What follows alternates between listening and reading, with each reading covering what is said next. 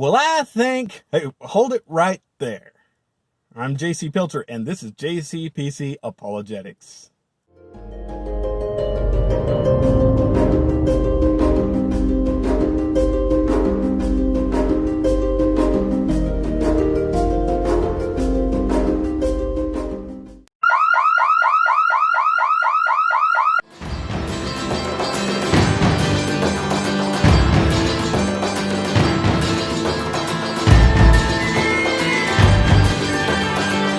What's wrong with you people? Well, hello, and welcome to another Monday and another episode of Bad Arguments. Today, we're going to deal with an argument that is so much not an argument, but you hear it a lot. Sorry if I'm wiggling my phone around. Yeah, my production quality has gone down a lot lately, and I apologize. Tough times. That I found I'm kind of depressed with my channel. Its quality is going down just because of the whole quarantine situation and all that we have found ourselves in. And I apologize. Things will be improving, getting back to normal in time.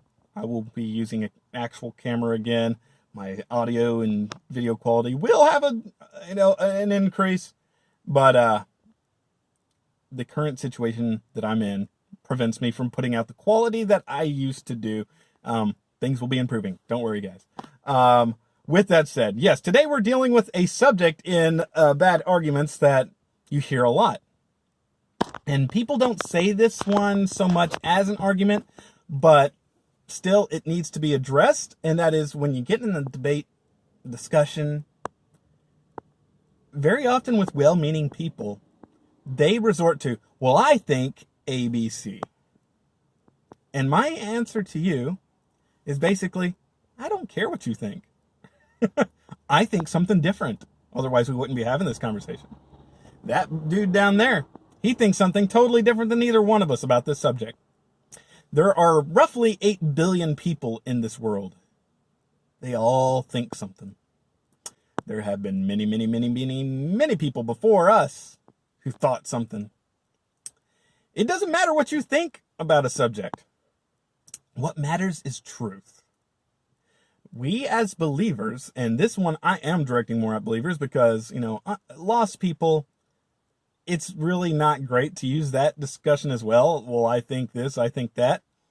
But if they're coming from a secular humanist worldview, it doesn't, what you think, I guess, is what all that matters because they don't believe there is such a thing as truth. But as believers, we believe in truth. Truth is a standard that does not change. Why? Because Jesus Christ, he is the way, the truth, and the life, and he made it very clear that he does not change. So, since he does not change, truth does not change, it doesn't matter what you think about something. It matters what is the truth. And now we know that there are things out there that are difficult, things that are hard to understand. Some passages aren't as easy to exegete as others. There are some ways that we will struggle with exactly what is the truth on this or that. I'm not denying. I'm not saying that everything is clear cut and easy. But I think it's a very bad apologetic. Because for everything you think, there are 60 million people out there who think different. For everything that you think, you could be right. Or you could be wrong.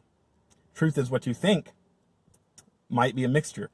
Now, here's a thing also that I want to point out. Just because you think 1 + 1 is 2, guess what? You're right. But if you don't know why 1 + 1 is 2, you still think right, but you probably shouldn't be talking about the subject because you don't know why. Most of the time I encounter people and they want to tell me what they think rather than what they can prove. It basically boils down to that. They think something, but they can't defend it. And if there's one thing I really want to get across in these bad argument videos, the idea behind it is I don't expect people to quit using bad arguments. No, people have always been using those. People will always do them. I would like to see ad hominem dealt a terrible blow, but I know that that's the most popular bad argument out there. it ain't going nowhere. But what I would like people to take away, and this is very important because people I agree with and people I disagree with can both learn from this. Know what you think. Be able to prove what you think. Be able to give a reason for the hope that is in you if you are a believer. The Bible never gives us the go-ahead, and this is popular in modern Christianity, to, well, I don't know, but I just love Jesus. The Bible never approves of that. You love Jesus that you don't know very well is a horrible apologetic. The Bible is very clear. I just mentioned it. I'll mention it again. In written by Peter, he says that we should be ready to give an answer. The word is apologia or something like that. It basically means a reasoned response for the hope that is in us. When people ask about what we believe, ask about the hope in us, we need to be able to give a reasoned response. I think is not reason. That's just that it basically is the go-to of a guy who hasn't studied, who doesn't know what he believes. And again, you think? Great. So does another person. It doesn't matter what you think. It matters what's true. And you need to be able to give a reasoned response for those things that you believe. If you are thinking about, I'm not alone in the fact that I'd spend a lot of time thinking about what I believe about this and what I believe about that. And my typical thing is, if I'm reasoning through something, all right, here's a subject. I think this about it. Why do I think that? And then I'll reason through, here's the reasons, ABC, why I believe this. If I come to a subject and I have a strong opinion about something, and I'm like, why do I believe it? And I'm just like, man, I'm drawing a blank. I don't know. I don't know why I believe this. Then I go and I try to find answers. That is a hard life because you're always studying, you're always learning. It's a very, for me, a very stressful life because the more you learn, the more you realize you don't know that much. But what it results in is, on at least the very important issues, you have a reason for what you believe. A reason beyond, well, my experience. A reason beyond, well, I just think that. And then a reason beyond, well, that's my truth. Because I'm just telling you, that is the dumbest thing anyone has ever said in this world. You don't have your truth. There is the truth. And if you're running around talking about your truth, fact is, your truth is probably everybody else's error. And by that I mean your error as well. Sorry, my phone just rumbled, so if you got something weird on the audio, yeah, that was my phone. But yeah, basically that's it. I'm not going to follow this much further. We don't care what you think, people. We don't care what you feel, because that can be thrown in there too. Well, I feel this. Doesn't matter. Your thinking and your feeling can be wrong. We need to have reasoned responses, reasoned positions. We need to know why we believe what we believe. I look at the objections that I have encountered in my comment sections. 99% of it is either people just mocking, which, those guys, you just got to write off as swine. Do not cast your pearls before swine. They've got, mockers are in that category. Then you got the other people who are basically, well, I think this. And it's like, and so many times when I'm responding to these people, I'm like, well, I think different. The point of that is to argue, for everything that you think, I can think differently. For everything you think, someone else can think differently. That's invalid. What you almost never find are people who say, well, I think differently because of ABC. And I'm not arguing that my worldview is totally perfect. I have no doubt whatsoever Christianity is the truth, that Jesus is the way, the truth, and the life.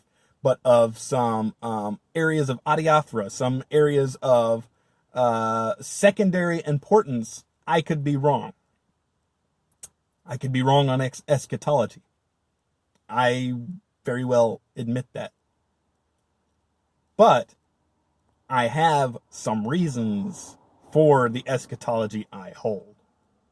And for those, I should remember that I'm not necessarily dealing with an audience that has studied it in any great detail. Eschatology is the study of the eschaton, the end of times. Basically, your position on the rapture, the millennium, and things like that.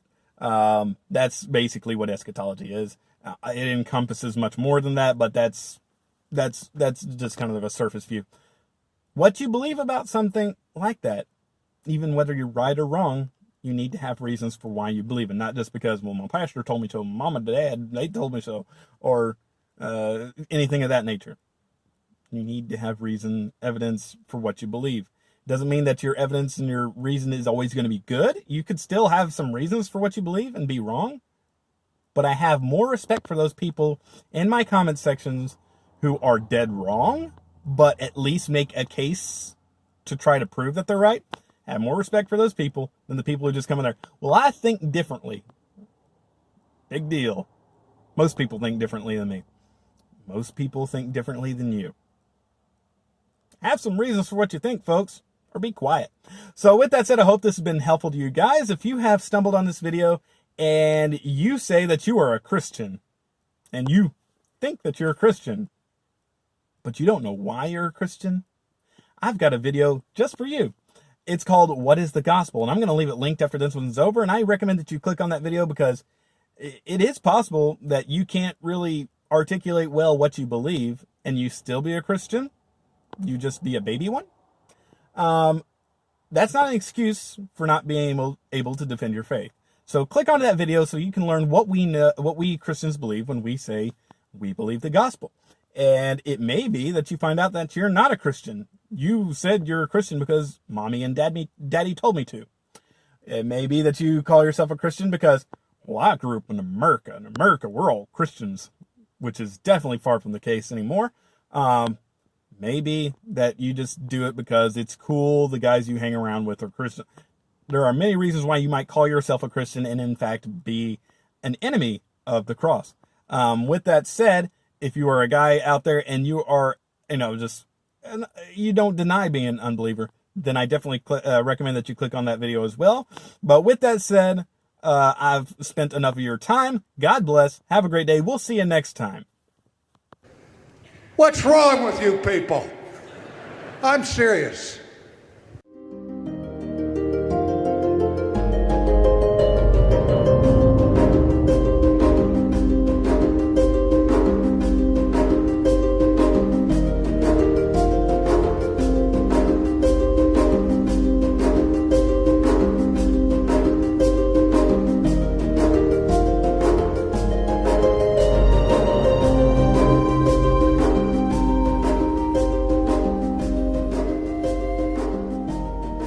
Thank you for watching this video. If you enjoyed it, please leave a comment below and feel free to like and share it so others can see it as well. Also, subscribe so that you can keep up to date on future videos. And as always, please check below to see resources that I've used that might help you further your studies. God bless and have a great day.